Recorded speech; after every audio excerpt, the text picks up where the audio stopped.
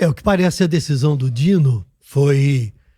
Primeiro que é monocrática, né? Então isso já é um pouco mais complicado. Uma decisão dele, mas mais do que tudo foi uma decisão política, Total. né? Foi Você quer saber, foi Tramontina? foi um aviso, uma mensagem e sei lá o que, cada um interpreta da forma como quiser, mas foi uma decisão política. Aviso Olha, eu vou dizer o seguinte. Quando o Dino foi para a Suprema Corte, o que o Lula falou? É uma alegria ser pela primeira... Que tá engasopado agora. Ter pela primeira vez um juiz, um ministro comunista no Supremo Tribunal Federal. Então aplaude aí, banqueiro. Vocês estavam esperando o quê? Que o comunista fosse facilitar a vida do banco? Tá aí. Toma na tarraqueta, faz o L. Mas você fala que assim, agora é um teste da soberania. Foi avisado, hein? É o comunista, bicho, que é surpresa pra 0 pessoas. Não é comunista, mas a gente já vai chegar lá. É o comunista que fala em Deus. Ele tá citando tanto a Bíblia. Olha, nesse ano ele já citou 3 vezes a Torá. Eu tô começando a achar que se procurar a gente acha Daniel dentro dele. Ó, você não acha que existe uma intenção... Jonas, não é Daniel, não, Jonas. Jonas. Você não acha que que não existe uma intenção dos Estados Unidos, do Trump, de interferir na maneira como a gente faz as coisas no Brasil com a aplicação da Lei Magnitsky ao Alexandre de Moraes e a uma outra galera ali? Por que eu tô dizendo isso? Porque claro, existe a discussão de que tá rolando uma tentativa de interferência na soberania e na maneira como o Brasil opera nas suas próprias decisões judiciais. E não é defendendo. Certo. Mas essa ação, ela tem um impacto, ela é contra, de fato, um juiz do STF de um país. Pois é. Aí a gente precisa voltar casas atrás. Né? Eu optei pela vida de comunicador, mas a minha formação é toda jurídica. Uhum.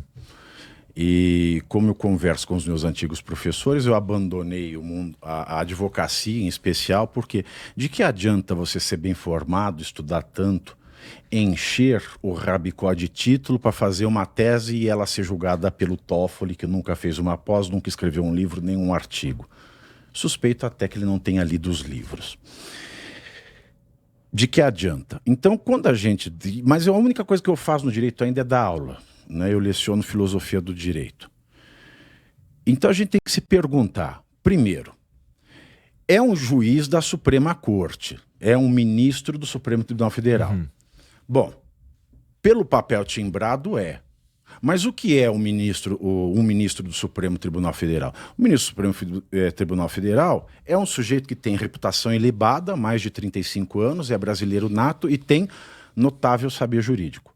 E um Supremo, portanto, ele só existe quando existem 11 juízes que têm mais de 35 anos, são brasileiros natos, têm reputação ilibada, gozam dos seus direitos políticos e têm notável saber jurídico. O STF já perdeu, ele já rifou o notável saber jurídico há muito tempo. Desde 2007, o Brasil vem emplacando ministro atrás de ministro. Quando eu entrei na faculdade, eu lembro do professor Moreira Alves. Quando ele passava no corredor do Lago São Francisco, a gente fazia o nome do pai e dizia que ele não tinha notável saber jurídico, ele tinha santíssimo saber jurídico. Tamanho conhecimento que era do Moreira Alves, que faleceu o ano passado.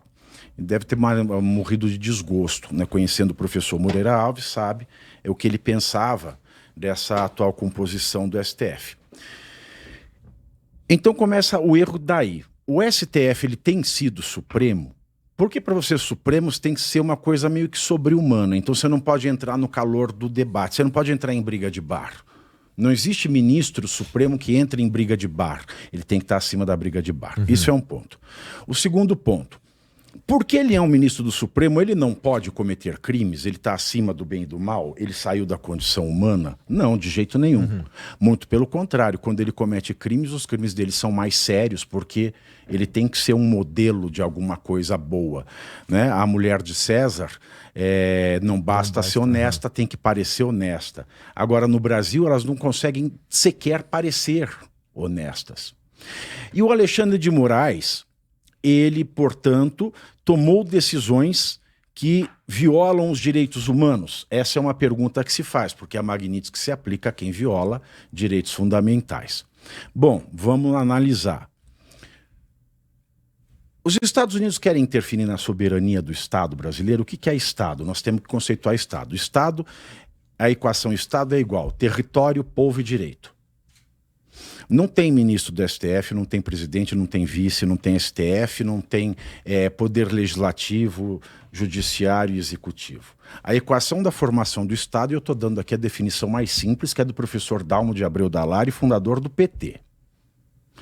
Estado é igual território, a gente vê no mapa, povo, somos todos nós, e direito.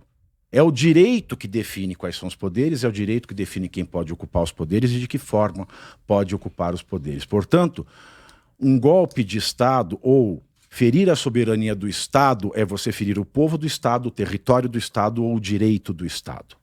Então vamos olhar o direito do Estado. Porque o que se diz é que o Alexandre de Moraes está ferindo direitos fundamentais. Um dos direitos fundamentais, reconhecido na Carta de 1948 da ONU, é o direito ao devido processo legal e à ampla defesa. A Constituição Brasileira de 88, mais escangalhada que rapariga de beira de estrada, sabe, em dia de saque do FGTS, uma coisa louca. Ela diz que o processo criminal no Brasil, ele, mais do que qualquer outro processo administrativo, civil, de família, qualquer coisa, ele não tem só que observar a legalidade, ele tem que observar o princípio da amplíssima, da estritíssima legalidade, é a Constituição que diz isso, o princípio da estrita legalidade. Então, tudo que acontece no processo criminal tem que estar previsto na lei, tem que estar escrito numa lei anterior aos fatos. Uhum. O que está escrito na lei? Vamos ficar só no caso do Bolsonaro, porque eu posso aqui passar horas e horas discorrendo, porque eu já fiz uma análise, uma limpa de tudo. A denúncia contra o Bolsonaro. Eu não quero defender Bolsonaro, nem Lula, nem LG. Eu quero falar o que está no direito e o que aconteceu. O que aconteceu? Tinha uma investigação da Polícia Federal. Essa investigação diz a Lei 8.038 de 1990, que regula o processo criminal quando ele tem competência originária para processos criminais. Ok? Ok. Lei 8.038, que é mencionada logo na ementa, que é o resumo do acórdão, que acolheu a denúncia da PGR e transformou o Bolsonaro mais 31 pessoas réus como a cabeça do golpismo. Bom, pois bem, o que disse nessa ementa? Atendeu-se integralmente à Lei 8.038. Atendeu-se integralmente ela foi respeitada por completo. Aí o que diz essa lei? Essa lei ela diz o seguinte no artigo 3º. Quando um inquérito na Polícia Federal recebe o pedido do PGR para que ele seja arquivado, o juiz no STF ele tem que obrigatoriamente arquivar. O Augusto Aras, o PGR anterior ao Paulo Gonet, ele pediu o arquivamento desse inquérito. O Alexandre de Moraes mandou arquivar? Não. Ah, mas a lei não vê uma exceção a essa regra? Vê. Quando o juiz relator não quer arquivar, ele tem que mandar para o plenário decidir se isso continua ou se isso vai ao arquivo. Foi mandado ao plenário? Não. Então o inquérito já deveria ter acabado. Não acabou.